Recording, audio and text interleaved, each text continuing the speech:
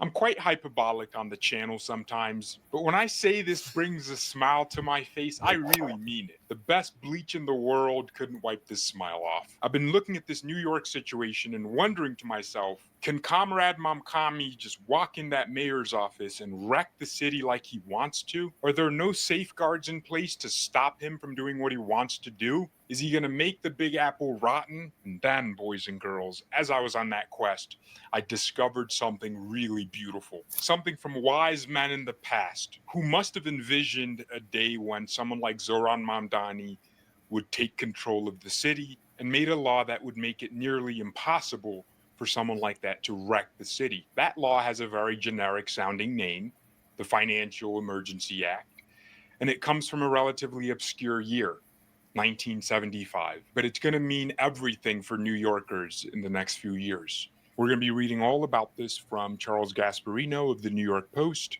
And he says, Mayor-elect Mamdani reeks of Lenin, but New York City's wise safeguard against Marxism stands in his way. Mamdani's victory speech reeked of Vladimir Lenin after Russia's 1917 communist revolution. But instead of commanding a Red Army, the mayor-elect should be aware he will be facing lots of red ink. That's on top of some very strict and sensible financial rules put in place some 50 years ago, just in case a deranged Marxist ended up running New York City. Yes, socialism can sound rousing when it's pitched by a skilled orator. Mamdani spoke of soaking the rich, failing to mention, of course, that they're already paying some of the highest taxes in the country. He ranted how the poor will finally have their day in a city that already doles out everything from free healthcare to subsidized housing. He also dared President Trump, who is in DC, undoubtedly watching the spectacle, to turn up the volume as he doubled down on his vision. Free buses, government groceries, more welfare, and free trans medical treatment, even for children. But New York City, with plenty of welfare statism already on the books, will never go full Soviet Union. That's because laws must be followed, even by a 34-year-old backbench lefty assemblyman with a degree in Africana studies who visions himself as the second coming of Fidel. Those laws include something called the Financial Emergency Act of 1975. It was the brainchild of former Governor Hugh Carey and his outside advisor, the great philanthropist and investment banker Felix Rohatyn. It was designed to prevent another politician-made catastrophe like the fiscal crisis of the 1970s, when the Big Apple nearly went bankrupt and began to implode fiscally and socially. Cops were laid off and garbage piled up because we had no money and no one would lend to us. The budget was such a mess, no one knew if they would get paid. The mayor at the time was Abraham Beame, but years of bad government, perverse spending, and spotty accounting contributed to the mess. And I remember growing up in New York City in 1975. I remember having to go to school with my mother's boots in the snow with some patent leather boots with the patent off the leather and a snorkel with no filling and like fake fur on the collar. But the only thing that the snorkel didn't look like it wasn't down filled or anything. There was no filling in it, and I had to pile on like shirts and sweaters from my neighbor upstairs, who was a year older than me. One was a year older than me. One was the same age and in the same class, but I had to wear her hand-me-downs because there wasn't enough money around in the city. And garbage was just piled up all over the floor in the South Bronx. Thank God I didn't live over there, but I remember the hard times. And if you're not that old and you're one of these young liberals who voted Zoran Mamdani in, and mind you, New York City was never communist. Okay, so if you're talking free, you're talking long lines, you're talking supply issues, you're talking not enough food, not enough milk, not enough anything, especially when you're trying to import things, right? And you don't have enough money to buy because you're offering everything free, that the city's going to implode on itself. So I thank God that there's such a thing as this Financial Emergency Act that was put in place by the mayor of that time, Hugh Carey, I believe his name was, in 1975, bravo, because you always need some kind of safeguards in place when you have people that can take over governance and cause a lot of harm to a city or to a borough. Thank God for that. But make sure you like, subscribe, and share. We're going to continue on. And this is George A. I'm going to make sure I put the link in the description for the original video. Okay, make sure you check him out as well. Gerald Ford, while all of this went down, famously told the city there would be no bailout from DC. Drop Dead was the headline of the day. That headline was seen by every New Yorker. We were on our own, but we had the political infrastructure to create reform. Kerry, Rohithine, civic leaders, bankers, and more. They cobbled together a budgetary infrastructure that, believe it or not, lasts to this day. New York City spends a lot of money. It has a $119 billion budget and a vast welfare state that includes healthcare for the indigent and much more. It also has huge amounts of debt to pay for this infrastructure. An amount almost as big as the entire city budget itself is owed to bondholders. Accordingly, it also has high taxes. So high that businesses and even high earners were fleeing even before Mamdani's victory. And yet we know where all the so-called bodies are buried because of the Financial Emergency Act. No matter how many freebies Mamdani doles out, how many grocery stores or rent-free apartments he creates, bondholders get first dibs on city tax revenues because Kerry and Co. knew that we need them to keep buying debt or the place shuts down. On top of that, Mamdani must balance his budget based on stringent, generally accepted accounting principles. And let's not forget, during the last administration, 50 million illegal immigrants came into the country. A great percentage of them came to New York, okay, to the tune of $1.5 billion. Eric Adams said he wound up spending on those immigrants.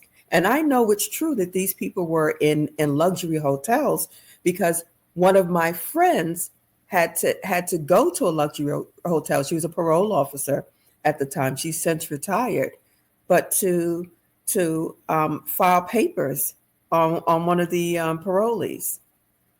Okay, and he was in a luxury hotel, getting like $3,000 a month. Crime pays, huh? But let me know what you think in the comments. By law, ladies and gentlemen, he cannot end the year with a budget deficit, or something known as the Financial Control Board takes over the city fiscally. It's chaired by Governor Kathy Hochul, who has said she won't raise taxes over fears of an exodus of the dreaded 1% who pay most of the bills. Of course, the days of Hugh Carey and Felix Rohithine are long gone. Hochul claims to be a moderate, but she has been caving to the mini Mamdanis in the state legislature for years. The comptroller is repped on the control board, and he's a leftist. Mamdani has a seat as well, and don't expect any help from the commissars on the city council. The business community is hollowed and politically irrelevant. But the law is the law. Our new mayor will face multi-billion-dollar budget gaps that will need to be plugged in the next fiscal years. They will only grow if bank earnings sputter or Jamie Dimon moves more of JP Morgan to lower tax locales like Texas. For Mamdani to pass his agenda and balance his budget, he will need a tax raise, and a vicious cycle will begin. Taxpayers will bolt, bond downgrades will follow, heaping even more interest payments on the city. The budget deficit will grow and control board oversight looms over a budget crisis that could make the 1970s look like a cakewalk. Back then, at least, many big businesses outside of banking were still domiciled here. The outer boroughs were populated with stable middle-class neighborhoods. But today, much of that is gone. Even the stock market is diversifying with a viable rival starting in Dallas. Mamdani's power to run the city like Lenin will be severely diluted unless he wants to cede control to Hochul or ask his pal Donald Trump for a bailout. When the Donald responds, I have a hunch how the headline will read. Orange Batman steps in to save Gotham. And you know how Batman saves. He beats the crap out of the criminals first. He's not the hero Gotham needs. He's the hero they deserve. Ladies and gentlemen, that's not all. Me and Grok got to work and listed more laws that are going to make it very hard for Zoran. Actually, you know what? Grok is lazy. I did all the work. Zoran has proposed rent freezes in rent-stabilized apartments to freeze the rents for 4 years on 1 million units and then build 200,000 new rent stabilized homes over 10 years, and give tenants more rights than landlords. But the Ustad law prohibits New York City from enacting rent regulations stricter than those allowed under state law without explicit state authorization. Sustained freezes risk legal challenges from landlords under state law for confiscatory rates, potentially violating due process. State preemption prevents New York City from independently capping rents citywide. How about his really popular policy, making the buses free by dedicating lanes for buses, which would make everyone else's traffic worse? First off, if you're making it free, more people will use it, and that means more time being spent at each stop, which means even more delays. An 8-mile journey will take an hour. You could have just gotten on a bicycle. Plus, this is going to cost up to $1 billion. All impossible to do. Okay, AKA, why did you vote for this guy? He lied out of his teeth to you. There's no way to implement these things because the city charters and the bylaws, they don't approve of this. All of these things were written in city charter many, many years ago. And it's not just the wait times for the buses, it's the unions. Okay, you have unions. There's no way that, bus drivers are going to go about driving buses without getting paid. And then the issue with Wall Street and this stock market being built or being opened in Dallas. Now, if you call yourself taxing the rich that pay into the city, that offer jobs, these corporations that offer jobs to the citizens of the city, and then you have Wall Street who pays a lot of the taxes, and they also pay a lot of the unions and a lot of the city workers. A lot of the city workers' money comes from these Wall Street investments. What happens if they leave and go to Dallas? You're cooked. You're cooked. But let me know what you think.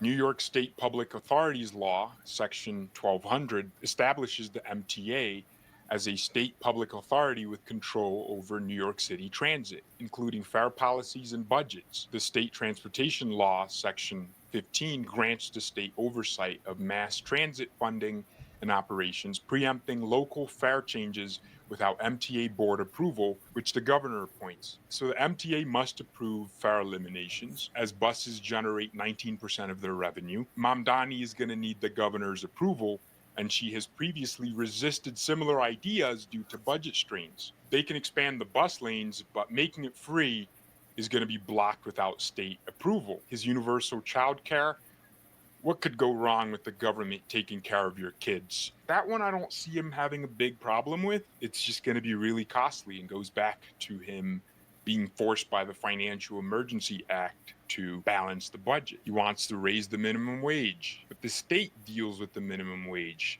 explicitly preempting localities from establishing higher rates without state legislation. You can't unilaterally raise the wage. Tax increases on the rich, and more specifically, white neighborhoods, according to Zoran. The problem is the state raises taxes, not cities, and Kathy Hochul is not on board because at least she has enough common sense to know that the ultra wealthy who pay like 60% of the taxes anyway are just going to leave to Florida. Not only that, but Kathy Hochul is up for re-election next year. She's not going to do anything to cause herself not to get reelected.